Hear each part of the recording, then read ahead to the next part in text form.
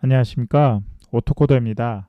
이번 시간에는 지난 시간에 이직 고려 요소 중에 이제 연봉, 복지, 커리어 관련된 부분에서 지난 시간 이제 커리어의 4년 차에서 7년 차까지 약간 대리급의 상황에서 제가 마무리 지었는데요. 이번에는 그 이상의 연차 한번 말씀드리도록 하겠습니다.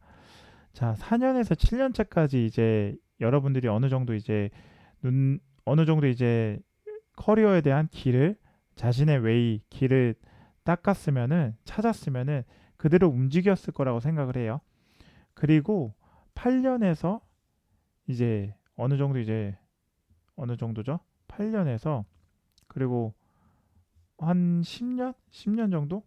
사실 10년이랑 10년 정도라고 할게요. 10년? 자, 이 정도는 사실상 장급이거든요. 장급. 그러니까 대리말, 과장 초까지는 될 거예요. 여기서도 사실상 굉장히 많이 움직이긴 해요. 자, 제가 이걸 쓸까요? 어, 파란색으로 할게요. 파란색. 자, 여기서도 굉장히 많이 움직이긴 해요.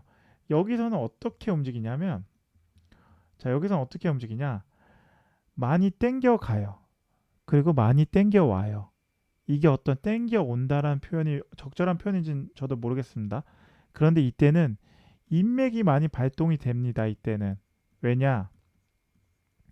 자, 저 역시 많은 이러한 제안 오퍼를 받은 적이 있어요. 저랑 같이 일했던 분들이 저랑 같이 다시 일을 해보고 싶다라는 부분으로 요청을 받는 시기가 보통 이 시기가 되긴 해요. 왜냐하면 이 시기에는 과장 초 회사에서도 그렇게 부담이 되지 않는 연차이기도 하고, 그리고 일을 시켰을 때 가장 빠릿빠릿하게 퍼포먼스를 잘 보일 수 있는 요 연차가 바로 이 과장 초의 연차거든요.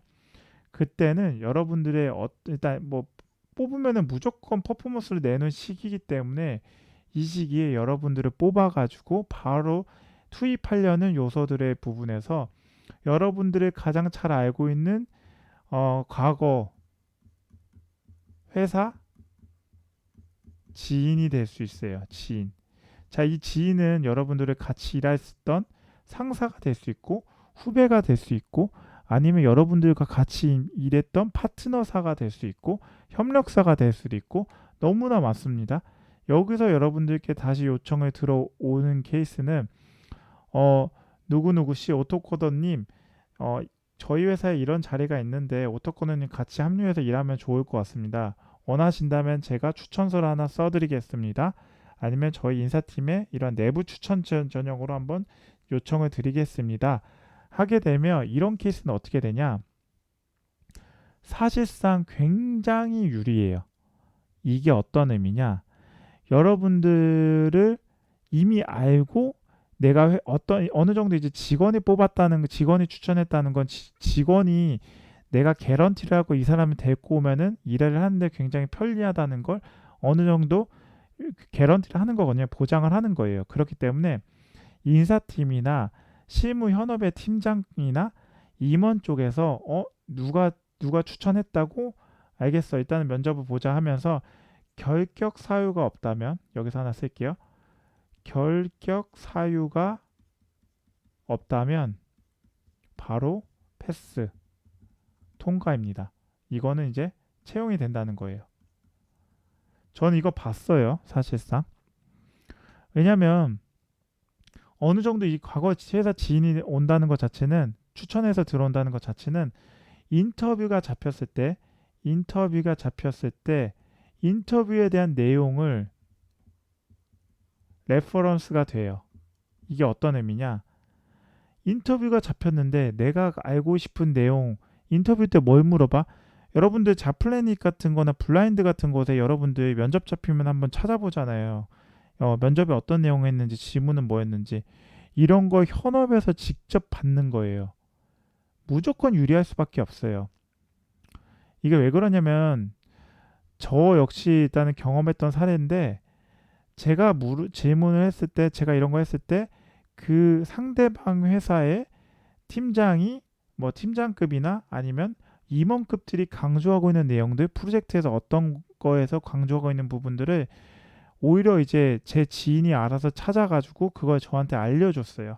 자, 이런 부분에서 이거 좀 우리 쪽에 생각하고 있으니까 이 부분을 좀 고려해서 면접에 임해 주세요. 이런 식으로. 그렇기 때문에 굉장히 유리할 수밖에 없고, 그래서 이 부분에서는 거의 100%, 제가 봤을 때 100%는 뭐 없죠. 한 90% 이상은 채용이 돼요. 90% 이상. 네. 90% 이상은 된다고 봅니다. 그래서 8년에서 10년 차는 인맥으로 많이 채용이 된다. 그리고 제가 봤을 때는 회사를 옮기는 과정에서 거의 이때가 가장 황금기, 끝무, 황금기는 이때고, 수요가 제일 많은 시기는 이 4에서 7년 차, 4에서 7년 차가 황금기고, 8에서 10년 차는 마지막 절정이라고 보시면 돼요. 왜냐하면 여러분들 요즘에 이제 경기가 불경기거든요. 요즘 뭐 구조조정이나 희망퇴직하고 있는 회사들이 많아요. 그게 심지어 대기업도 그렇게 하고 있어요. 예전과 다르게 예전에는 50대가 이제 희망퇴직 정년 그 권고사직에 대한 권고사직이라고 말씀드리면 조금 그런데 희망퇴직에 대한 부분이 이제 50대까지 떨어졌는데 요즘에는 40대까지 떨어져요. 사실상. 그래서 40대 빠르면 30대 후반. 그렇기 때문에 제가 봤을 때는 여러분들도 어느 정도는 이제 연차가 될수록 조금은 여러분들이 회사에 대한 부분에서 평생 직장이었기 때문에 조금은 좀 신경을 써야 되는 커리어 부분에 신경을 써야 되는 부분이라고 생각을 합니다. 어찌되었든 8년에서 10년 차까지는 회사에서 맥스로 여러분들을 채용을 해서 우리 회사의 색깔을 입히려고 하는 연차가 8년에서 10년 차예요. 그렇기 때문에 이때 옮기는 것을 늦어도 이때 옮기는 것을 권장을 드립니다. 이때. 자, 두 개 체크한 건 가장 베스트한 시기. 취업권 체크한 거는 그래도 뭐 괜찮은 시기. 1년, 3년은 옮길 수 있는데 거의 신입에 가까운 거죠. 다시 신입으로 들어간다는 부분이기 때문에 그런 부분에서는 조금 고려를 하시는 거고. 그리고 저한테 요청하신 분들 중에 어떤 분들이 이런 케이스도 있어요. 자, 오토코더님은 현재 대기업에 계신다고 하셨는데 대기업에 들어가기 위해서 자, 커리어적인 부분이에요. 대기업에 들어가고 위해서 중소기업이나 아니면은 외국계 기업이나 외국계 기업은 제가 논의할게요. 대기업이나 외국계 기업? 같이 넣을게요. 외국계 기업. 네, 제가 이 케이스죠. 외국계 기업에서 간 건데. 자, 여기서 이 대기업으로 들어가는 게 어떻게 생각하세요? 대기업에 입사하기 위해서는 이렇게 처음부터 대기업에 취직을 해가지고 테크트리 대기업에 취직을 해서 대기업으로 가야 되는지 아니면 중소기업에서 대기업을 갈 수 있는지 저처럼 외국계 기업에서 대기업을 갈 수 있는지에 대한 부분을 요소를 말씀을 요청을 하신 분들이 계신데 제가 우선 제 관점에서 말씀드릴게요. 제가 답이 아니지만 저는 사실상 외국계 기업이긴 한데 외국계 기업도 사실상 그 글로벌로 봤을 땐 대기업이었어요. 글로벌 탑 뭐 어떠한 대기업 누가 들어도 알 정도의 대기업이었기 때문에 글로벌 외국계 기업이었기 때문에 사실상 외국계 기업이 아니라 대기업이라고 그냥 포지션으로 보면 되거든요. 그래서 제가 봤을 때는 제 개인적인 생각입니다. 굉장히 조심스럽긴 한데 요즘에는 중소기업 같은 데서 많이 올라와요. 중소기업에서 많이 올라오는 게 뭐냐면 예전 같으면은 전 회사의 그런 간판 네임밸류에 대한 부분을 봤다면 요즘에 커리어가 어떻게 돼요? 트렌드가 직무로 바뀌었잖아요. 회사에서는 필요한 스킬이 있는 사람을 뽑으려고 그래요. 왜? 요즘 신입 공채가 없어졌어요. 거의 없어요. 지금 뭐 삼성그룹이 유지하고 있는 걸로 알고 있는데 신입 공채가 없다고 보시면 돼요. 없다고 보시면 수시 공채로 바뀌었죠. 이 수시 공채가 되는 게 어떤 거예요? 바로 이 직무 역량이에요. 직무 역량. 직무 역량을 쌓은 사람은 대기업에서도 어떻게든 뽑으려고 그러거든요. 그래서 중소기업이든 대기업이든 외국계 기업이든 직무 역량만 갖고 있으면 뽑겠다는 거예요. 그런데 대기업 자체도 이제는 예전엔 대기업에서 대기업을 뽑으려고 했는데 요즘에는 그런 필요한 직무 역량에 대한 부분이 리퀘어먼트 요소가 강하기 때문에 이거 왜 그러겠어요? 대기업에서도 요즘에 DX라고 하는데 IT 기준으로 말씀드린 겁니다. 디지털 트랜스포메이션의 약자거든요. DX에 대한 부분에 수요가 많이 크기 때문에 언제까지 유지될지 모르겠지만 이 DX에 대한 수요가 많이 커서 이 DX를 하려면 그러니까 그런 스페시픽 그 구체적인 직무 역량이 좀 있거든요. 뭐 예를 들면 내가 클라우드 우리 회사는 클라우드로 지금 인프라를 올려야 돼. 그럼 클라우드에서 뭐 AWS 한 사람 아니면 구글 GCP 구글 클라우드를 다뤄본 사람 아니면 뭐 마이크로소프트 애저를 다뤄본 사람 이런 식으로 특정한 클라우드에 대한 역량이 갖고 있는 직무 역량 갖고 있는 사람을 채용을 하려고 하거든요. 그리고 또 어떤 게 있을까요? 뭐 우리 회사는 뭐 보안적인 요소에서 좀 강화하고 싶어 이러면은 뭐 모의 해킹을 했던 사람 중에 뭐 모의 해킹 대상에서 뭐 이러한 모의 해킹 대회에서 우승했던 사람 아니면 수상 경력 있는 사람 이런 기준으로 했을 때 주로 이제 대기업에는 이러한 이제 포지션들이 많이 보유하고 있지만 간간히 중소기업에서 자신이 이제 거의 이제 뭐 에이스로 역할을 했던 사람들이 중소기업에 있으면 여기서 대기업으로 가는 케이스가 되게 많이 봤어요, 저는. 제가 있던 대기업에서도 중소기업에서 오신 분들이 있었고 그분 역시 역량이 굉장히 뛰어나서 저 역시 굉장히 리스펙했던 분이었기 때문에 그런 걸 봤을 때는 중소기업이든 대기업이든 외국계 기업이든 어떤 곳에서 시작을 하든 대기업을 가는 데는 본인이 갖고 있는 직무 역량만 있으면 상관이 없다. 라고 말씀을 드리고 싶어요. 그래도 만약에 여러분들이 직무 역량을 제외하고 좀 말씀해 주세요. 저한테 물어본다면 저는 제 개인적인 생각으로 대기업을 목적으로 하시고 계신 분들이라면 가급적 대기업에서 출발을 하신 것을 저는 권장을 드립니다. 또는 외국계 기업이에요. 이 외국계 기업은 웬만한 국내에 들어와 있는 기업들은 대부분 글로벌한 그런 회사들이기 때문에 글로벌 마켓을 보유하고 있어요.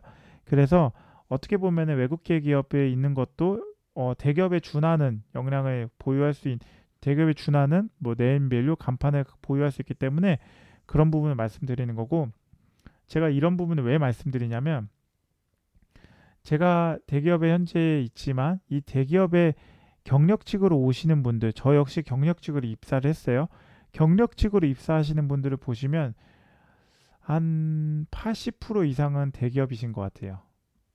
어, 예를 들면 뭐 국내 유수의 대기업들 있죠. 뭐 현대, 삼성, LG, SK, 뭐 롯데 그리고 뭐 현대 다른 계열사들 그리고 뭐 너무 많죠. 한화 뭐 너무 많아요. 그런 쪽에서 같은 대기업에서 뭐 CJ 같은 대기업에서 대기업으로 들어오는 케이스들이 많기 때문에 어느 정도 이제 이런 대기업 군에서는 직군에서는 아무래도 이제 좀 보수적이잖아요. 안정적으로 업무를 경험했던 사람 그리고 우리 회사에 준하는 스케일의 업무를 해봤던 사람들을 채용을 해서 그런 사람한테 업무를 주고 싶어 해요. 왜냐? 리스크를 안고 싶지 않은 거예요. 안정적인 시스템을 운영했던 사람을 다시 뽑아서 그 사람한테 업무를 요청을 하고 싶기 때문에 회사도 리스크를 떠안고 싶지 않거든요. 사람을 다 제대로 뽑아서 제대로 투입해가지고 제대로 일을 시켜서 퍼포먼스를 빨리 보유하고 싶은 게 얻어내고 싶은 게 경력 시간도 요구하는 사항이기 때문에 그래서 어느 정도는 대기업에서 출발을 하는 게 훨씬 더 편리한 포인트로 다가갈 수 있을 것 같아요. 그리고 제가 또 여기서 말씀을 안 했는데 스타트업도 있을 수 있어요. 스타트업이 있을 수 있어서 스타트업. 자, 이 스타트업도 사실상 저는 긍정적으로 봅니다. 스타트업 솔직히 일당백으로 다 하거든요. 그리고 뭐 장애 처리나 트러블 슈팅 그리고 구성 이런 것들도 스타트업은 투자를 받긴 하지만 아무래도 이제 대기업이나 다른 회사에 비해 이제 돈이 좀 제한되죠. 그래서 본인이 일당백으로 다 해서 어느덧 내가 직무 역량이 거의 막 이만큼 쌓여 있어요. 이만큼. 그렇기 때문에 스타트업에 사시는 분들도 대기업에 충분하게 많이 가는 케이스를 봤어요. 그냥 참고하시면 될 것 같고 자, 이 정도 됐습니다. 그냥 8에서 10년 차까지는 이렇게 했고, 그러면 이제 11년 차에서 12년 차, 이 정도는 사실상 국내 대기업 기준으로 팀장이 아직 안 되지만 약간 이 파트장급에 되거든요. 이때는 11년에서 15년 차. 어, 연차로 따졌을 때는 파트장 이상, 그리고 빠르면 팀장급까지 갈 수 있는 시기이기도 해요. 뭐 이제 석사, 뭐 박사 이 급에 따라 좀 다를 수 있겠죠. 어쨌든 이 정도 됐을 때는 사실상은 거의 팀장급으로 오신다고 보면 돼요. 어떤 조직의 장급. 그래서 여러분들이 움직이기에도 몸값이 좀 많이 비싸고 무겁기 때문에 사실상 이직 시장에서 옮기기에는 쉽지 않은 연차다. 옮기게 되는 경우에는 역시나 똑같은 이 인맥으로 가진 케이스가 거의 많다. 이 부분을 말씀을 드리고 싶어요. 제가 제 선배들이나 대부분의 사람들도 주로 인맥을 통해 가지고 다른 곳으로 많이 옮기시고 또 잘 옮기시더라고요. 잘 옮기시게 되는 케이스가 이게 인맥, 그리고 어느 정도 요즘엔 간간히 외부의 이 장급들을 많이 요구하는 회사들이 많거든요. 국내, 그러니까 같은 신입 공채로 이제 채용을 해가지고 그 사람을 장급을 통해서 임원까지 올리는 케이스는 많이 극소수로 적어졌어요. 이제는 회사에서도 우리 회사에 좀 잘 아는, 기본적으로 잘 아는 신입으로 입사한, 그러니까 성골이라고 해야 되나? 그 성골로 입사한 친구들을 채용해서 올리는 케이스도 있지만, 아니야, 우리한테는 새로운 피가 필요해. 우리 지금 현 상황을 탈피하기 위해선 새로운 리더를 모셔서 영입해서 이 사람을 우리 회사에서 퍼포먼스를 내서 좋은 회사로 다시 발돋움 시킬 거야 라고 했을 때, 그런 부분에서는 연차로 봤을 때 11년, 15년 차, 그리고 오히려 더 이상, 뭐 맥스 20년 넘는 그 시기까지는, 자, 20년 이 시기까지는 거의 이제 채용이 있으면 뭐 인맥으로 되는 케이스가 많고, 없더라도 간간히 채용하는 케이스면 차장급, 부장급 이런 케이스가 있어서, 그런 곳으로 포지션이 났을 때 지원을 하면은 어떻게 보면은 이직이 뭐 다른 이 8년차, 10년차, 4년차, 7년차보다는 어려울 수 있지만 그래도 어려운 건 아닌다. 그래도 갈 수 있는 케이스가 크다라는 부분이 있고, 사실상 이때는 잘 안 옮기되는 케이스가 자녀분들이 어느 정도 일단 장성을 해서 안정적인 이제 시기가 필요한 때가 됐고, 내 몸도 많이 지쳤어요.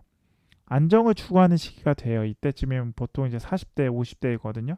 안정을 추구하는 데는 시기가 되게 되고, 그리고 어느 정도 움직이게 됐을 때 리스크를 본인이 알고 있는 거죠. 그 다른 조직으로 갔을 때 내가 이 연차에서 내가 퍼포먼스를 잘 못 냈을 때 그런 부분에서 리스크를 많이 안을 수도 있기 때문에 사실상 많이 움직이지 않으려고 하는 연차이기는 해요. 그래서 이 정도까지만 제가 말씀을 드렸고, 자, 그러면 제가 여기서 이제 빨간색으로 하면은 상황과 시기라고 했잖아요. 자, 다시 한번 쓸게요. 상황과 시기. 이 시기 상황은 제가 봤을 때는 거의 한 1년차, 3년차 상황, 그쵸? 4년차, 7년차 상황, 그쵸? 이 정도면 될 것 같아요. 제가 봤을 때. 근데 시기로 봤을 때는 이제 8년에서 10년차, 그리고 11년에서 20년차 이 정도까지. 여기는 시기로 봐야 될 것 같아요. 왜냐하면 상황으로 봤을 때는 커리어적인 부분에서 내가 성장을 하기 위해서 움직이는 시기라면, 시기는 이제 다지기예요. 유도로 보면 이제 굳히기 들어가는 거죠. 뭐 그라운드 기술, 아니 UFC나 이런 거 했을 때 그라운드 기술 쓰고 거기서 내가 상대방을 굳히기 해가지고 점수, 이제 뭐 탭을 얻어내가지고 이제 다운을 시키려고 하는 케이스가, KO를 시키려고 하는 케이스가 이런 케이스인데, 이게 뭐냐면 내가 어느 정도 움직였으면 거기서 이제 적응을 하고 거기서 내 입지를 굳혀야 돼요.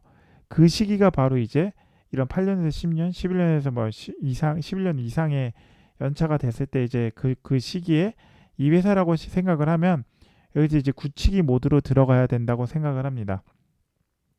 저 역시 지금 뭐 상황인지 시기인지 뭐 아직은 조금 좀 고민을 해봐야 되겠지만, 시기라고 생각이 된다면 이제 굳히기로 들어가야 된다고 저도 생각을 하고 있고, 어, 이직의 고려 요소는 크게 이렇게 제가 설명한 요소는 이제 연봉, 복지, 커리어적인 부분에서 제가 이제 설명을 드렸어요.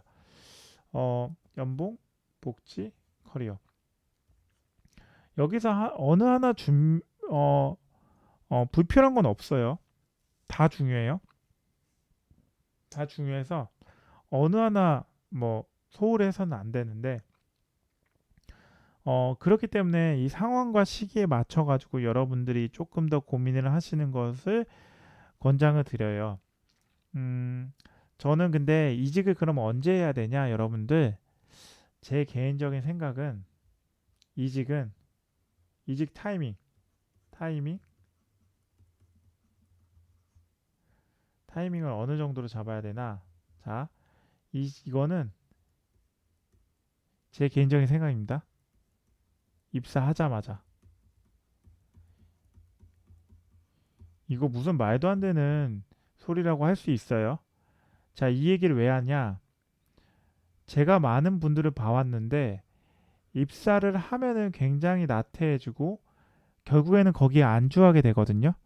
입사를 했을 때 내가 지금 있는 곳이 너무 편해. 그래서 이제 다른 데로 옮기면은 사실상 내가 경험했던 내가 인적 네트워크 모든 네트워크를 다 쌓아왔는데 이거를 다시 다 포기하고 새로운 곳에 가서 적응하는 게 힘들어. 그래서 많은 분들은 회사가 싫지 않고 내 윗사람과 상사와 싸우거나 이래서 트러블이 있어가지고 컨플릭이 있어가지고 퇴직하는 케이스가 아니면 거의 많이 안주하는 케이스를 많이 봤거든요. 근데 저 같은 케이스는 사실상 제 윗분들 그리고 제 동료 그리고 제 후배들이랑 안 좋게 나왔던 적이 없었어요.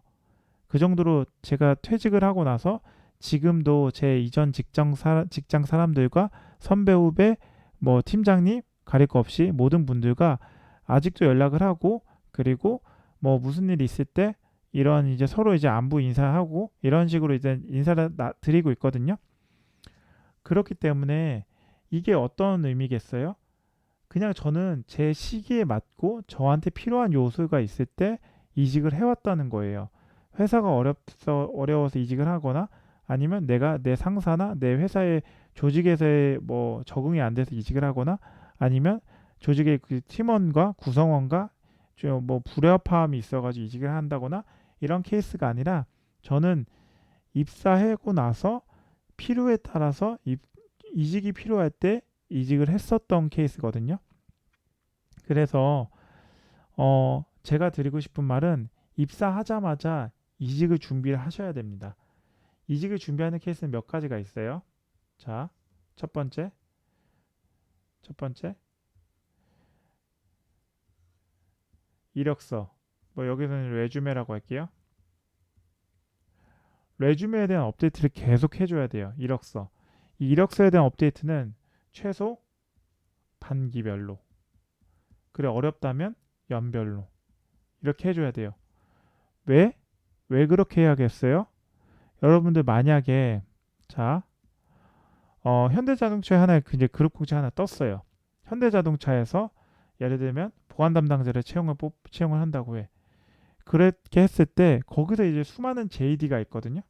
JD에서 요구 사항이 있는데 그 JD에서 내가 원하는 포지션 내가 갖고 있는 해본 적이 있어. 그리고 내가 프로젝트를 경험했던 적이 있었어. 그런데 그걸 JD에 맞춰가지고 내가 경력 기술서를 쓰기엔 쉽지가 않아요. 왜? 내가 기존에 매핑되어 있는 정보가 없다면 경력 기술서를 쓰기가 쉽지가 않아요. 내가 회사에서 한 건 굉장히 많아요. 나 프로젝트를 너무 많이 했는데 이거를 정리를 안 해오면은 내가 막상 그쵸? 내가 막상 프로젝트를 했는데 정리를 안 해놓으면은 내가 막상 JD가 있고 경력 기술에 기입을 하려고 했더니 이게 매핑이 안 돼요. 이게 매핑이 진짜 안 돼요. 이게 쉽지 않아요. 그래서 반기나 연별로 내가 뭘 했는지에 대한 부분을 프로젝트 단위로 정리를 해가지고 이력서, 경력 기술서에 업데이트를 해주셔야 돼요. 업데이트를 해주시고 그리고 저 같은 경우는 제가 한번 이제 이전 뭐 취업의 달인 이런 시리즈에 제가 한번 여러분들께 설명을 드리면서 공유를 했던 적이 있는데, 어느 정도 이제 좀 이제 경력이 쌓이신 분들은 주기적으로 이제 이직 노하우를 말씀드리는 겁니다. 주기적으로 잡 서칭을 한 번씩 해주셔야 됩니다. 이거 왜? 왜 하겠어요? 자, 첫 번째는 내가 시장에서 요구하는 사람이 맞는지, 시장에서 어떠한 사람이 요구하는지에 대한 부분으로 체크를 하려는 게 첫 번째. 두 번째는 기회가 있는지, 내가 새로운 회사로 옮길 수 있는 기회가 있는지. 자, 제가 말씀드리고 싶은 게 있어요, 여러분들. 이직을 하는 거에 대해서 미안함이나 두려움이나 가질 필요가 없습니다. 왜? 우리는 이미 IMF가 언제 있었죠? 98년에 있었나요? IMF 이후에 우리는 회사가 우리를 못 지켜준다는 걸 이미 알고 있어요. 회사가 그 전까지는 고도 성장을 했기 때문에 거의 정년을 그 이전에 입사를 하신 분들은 뭐 회사가 거의 정년 보장을 한다고 하면서 거의 끝까지 책임지는 분위기이기 때문에, 나는 뭐 예를 들면 삼성을 들어오면 삼성맨, 그때면 금성인가요? 그럼 금성을 들어오면 금성맨, 뭐 롯데로 들어오면 롯데맨, 이런 식으로 맨자가 붙는 시대였는데 지금은 그게 안 돼요. 왜? 지금은 얼마나 많은 회사들이 M&A를 해요. 회사가 어렵거나 회사가 수익이 안 난다 싶으면 그 사업부를 통째로 매각을 해버려요. 그럼 그 매각을 하면 거기에 남아있는 사람 어떻게 돼요? 그 회사로 팔려가는 거예요. 그런데 팔려가면은 사실상 그 끝이 그렇게 좋은 케이스는 많이 보진 못했어요. 왜냐? 가면은 제일 먼저 해야 되는 게 장급들을, 우리 새로 이제 M&A에서 매각해서 산 회사에서 장급들이 그 안으로 들어가죠. 그러면 이제 각각의 이제 구성원 팀원들이 갖고 있는 업무에 대한 부분의 잠 역량들을 다 파악을 하고 필요한 사람 아닌 사람을 아마 나누게 될 거예요. 그래서 필요하지 않은 사람은 다른 데로 전환 배치를 하거나 권고사직 형식으로 내보내는 식으로 일단 프로세스를 밟을 수도 있고, 이런 회사가 내 자신에 대한 미래를 보장해주지 못하는 케이스들이 많고 저 역시도 많이 봤기 때문에, 여러분들은 좋은 기회가 있을 때 항상 움직일 준비를 하셔야 돼요. 근데 그 준비가 여러분들이 되어 있지 않다면 빠르게 준비가 안 돼요. 저만 해도 이직을 할 때 항상 이렇게 업데이트를 미리미리 해왔던 케이스가 있기 때문에, 뭐 예를 들면은 새로운 이제 이직을 하려고 하는 그 회사가 딱 채용고가 떴을 때, 여기 나랑 맞네? 근데 내 거 보니까 이거랑 매핑 시키면 되겠구나 해가지고 제가 갖고 있는 이력서랑 경력 기수에 매핑 시키는 작업만 하고 바로 그냥 서브밋 눌러가지고 그냥 서류 합격하고 면접 보고 최종 합격해서, 이런 케이스를 좀 어떻게 보면 쉽게 이직을 했던 편이거든요. 그런 부분들은 사실상 평소에 준비가 되어 있지 않으면 사실상 좀 어려운 부분이라고 보시면 돼요. 그래서 제가 말씀드리고 싶은 거는 미리미리 준비를 하기 위해서 주기적으로 잡 서칭을 해줘야 된다. 잡 서칭을 해줘서 나에게 맞는 부분에 대한 것을 찾고 항상 준비를 하자라는 게 제가 갖고 있는 제 개인적인 생각이고요. 그리고 타이밍이 이제 뭐 레주메 업데이트 이 방법에 대한 노하우를 말씀을 드렸으면은 이게 어디 갔지? 네, 네 여기 있죠. 말씀을 드렸어요. 그리고 추가적으로 하나 말씀을 드리고 싶은 거는, 제가 외국계 기업 출신이다 보니까 이 영어도 무시하시면 안 돼요, 여러분. 리더급으로 갈수록, 관리자급으로 갈수록 어떤 글로벌 커뮤니케이션에 대한 역량을 요구하는 케이스가 많거든요. 그게 대기업에 준하는 게 아니에요. 외국계 기업에 준하는 게 아니에요. 국내 기업들도 해외랑 요즘에는 비즈니스를 많이 하고 있기 때문에 그런 해외 쪽으로의 커뮤니케이션이 필요한 역량을 보유한 사람들을 항상 채용을 하려는 케이스가 있거든요. 그래서 요즘에 많은 기업들, 특히 국내 대기업도 요즘에 좀 그런 트렌드이긴 한데, 면접을 볼 때 영어 인터뷰를 간간히 해요. 저도 많이 해봤거든요. 대, 외국계 기업은 당연히 하는 건데 영어 인터뷰를 진짜 많이 하더라고요. 요즘에는 대기업에서도. 확실히 외국계 기업에 비해서는 영어 인터뷰의 수준이 많이 낮긴 해요. 질문 수준이나 왔다 갔다 하는 커뮤니케이션에 대한 부분이나 이런 부분이 많이 낮긴 한데, 그런데 이 영어에 대한 부분도 많이 준비를 하셔야 돼요. 어, 이게 왜 그러냐면 여러분들이 어느 정도 연차가 쌓일수록 어느 정도 이제 여러분들이 관리해야 되는 부분이 많아요. 그게 국내뿐만 아니라 해외 지사, 여러분들 만약에 국내 대기업에 있어요. 그 해외 지사 요즘에 어, 국내 내수 시장뿐만 아니라 해외 시장도 지금 많이 찾고 있잖아요. 그 해외 시장에 대해서 여러분들이 커뮤니케이션을 할 때 주재원들을 여러분들과 이제 커뮤니케이션 할 수 있지만 주재원이 아니라 글로벌 스텝 현지 채용 현채인들과도 많이 커뮤니케이션을 해줄 필요가 있거든요. 그때 영어를 쓰시게 돼요. 그리고 국내 모 기업들은 대기업들은 실제로 국내 본사의 기업에 외국인 채용률도 높은 곳도 많고요. 그렇기 때문에 항상 영어는 준비를 하셔야 된다고 생각을 합니다. 영어 그럼 어떻게 준비하냐? 이거는 굉장히 꼬리적으로 지금 제가 지금 계속 이제 유튜브를 찍고 있는데 영어 같은 경우는 어, 영어는 사실 IT 하는 부분에서는 영어를 막 그렇게 막 통번역가처럼 잘 하실 필요는 없고요. 그냥 내 의사 결정을 내 의사 표현을 할 수 있는 정도. 이게 어떻게 보면은 되게 모호한 표현일 수 있어요. 근데 내 의사 표현을 할 수 있는 거는 내 자신의 의사 표현을 해서 영어로 말을 할 수 있고 들을 수 있는 정도로 하셔야 된다고 생각합니다. 이렇게 하기 위해서는 뭐 학원을 다닐 수 있고 아니면 뭐 전화 영어를 할 수도 있고 화상 영어를 할 수 있고 아니면 어플을 이용해 가지고 어떤 영어를 할 수 있고 뭐 너무 다양하게 할 수 있겠죠.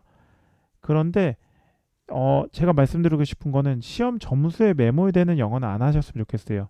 뭐 토익 900점 이상, 뭐 토익 스피킹 뭐 레벨 뭐 최소 뭐 7 이상 뭐 이런 식으로 하시는 것보다는 제가 봤을 때는 그냥 내가 커뮤니케이션을 할 수 있는 영어를 하기 위한 표현을 하시면은 나중에 영어 점수가 필요할 때 그거 시험을 봐서 뭐 스피킹 같은 경우는 더 오히려 손쉽게 또 따질 수가 있거든요.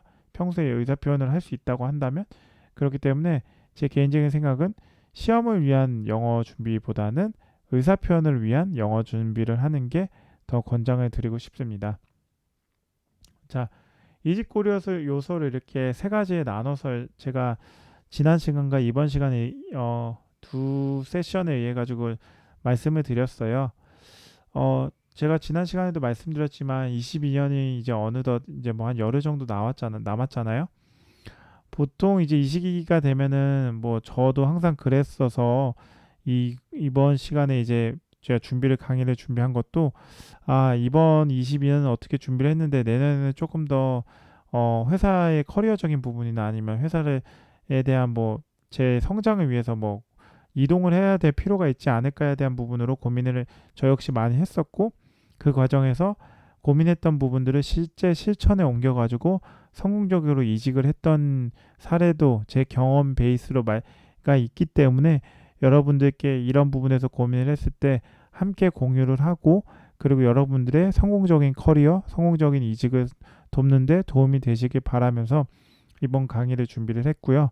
사실상은 뭐 강의라기보다는 제 썰을 그냥 공유를 드리는 차원에서 말씀을 드린 거고 이번 영상을 통해 가지고 여러분들이 어느 정도 이직에 대한 부분을 감을 잡고 여러분들이 이직을 하는 부분에서 어떤 게 중요한지 의사표현은 어떻게 하면 좋을지 그리고 내가 최종적으로 내가 원하는 골이 어떤 건지 목표가 어떤 건지에 대해 보면 조금 더 심도 있게 고민을 하시고 23년에 발전적인 여러분들의 미래를 설계하는 데 도움이 되시길 바랍니다. 어떻게 이번 시간에 도움이 되셨나요? 도움이 되셨다면 좋아요와 알람 설정, 구독을 해주시면 제가 이 채널을 지속적으로 유지하고 컨텐츠를 개선하는데 큰 힘이 됩니다. 네, 긴 영상 봐주셔서 감사하고요. 좋아요와 구독, 알람 설정 그리고 영상 잘 보고 계시다면 댓글까지 남겨주시면 더더욱 감사드리겠습니다. 그리고 추가적으로 기술적인 요소로 저한테 질문에 댓글을 남기시는 분들도 계시지만 이러한 이제 여러분들의 커리어 그리고 고민 상담 이런 부분도 있을 때 댓글로 남겨주시면 제가 여러분들의 고민을 뭐 마스킹 처리를 하든지 아니면 제가 그냥 뭐 다른 부분에서 일단은 뭐 다른 스크리닝을 해가지고 그런 부분을 같이 제가 고민을 하고 같이 제 입장에서 생각하고 제가 겪은 그리고 제가 처한 상황이라고 생각하고 제 노하우와 제가 갖고 있는 총 배경 지식을 다 동원해 가지고 여러분들께 도움이 될 수 있는 설명의 자료를 마련해서 컨텐츠로 올리도록 하겠습니다. 네, 긴 영상 봐주셔서 감사합니다. 오늘 하루도 좋은 하루 되십시오.